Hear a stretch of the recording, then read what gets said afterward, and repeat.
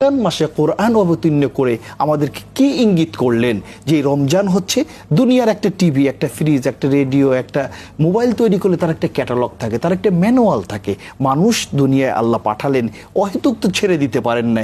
আল্লাহ বলছেন আফা হাসিবতুম আন্নামা খলাকনাকুম আবাসা, আমি কি তোমাকে অহেতুক সৃষ্টি করেছি? না, অবশ্যই উদ্দেশ্য আছে। এই উদ্দেশ্য কি? পুরা কোরআন সন্নিবেশিত আছে। এই কোরআনটা তোমাকে সংবিধান হিসেবে তোমাকে দিয়ে দিলাম।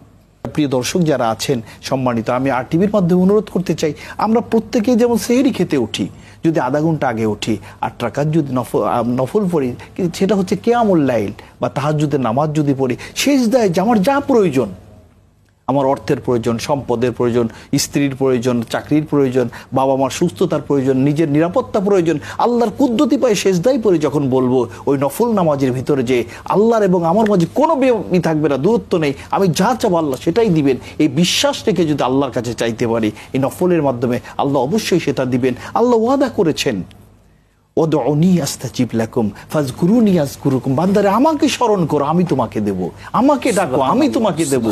কুল ইয়া ইবাদিয়াল্লাযীনা আসরাফু আলা আনফুসিহিম লা তাকনাতু মির রাহমাতিল্লাহ, আমার রহমত থেকে তুমি দূরে যেও না বান্দা, তুমি কাছে আসো। যখন তুমি মায়ের পেটে ছিলা তখন তো তুমি চাও না আমি তোমাকে খাওয়াইছি, দুনিয়ায় যখন আসছো তখন তো তুমি কান্না ছাড়া কোনো ভাষা ছিল না, তোমার মায়ের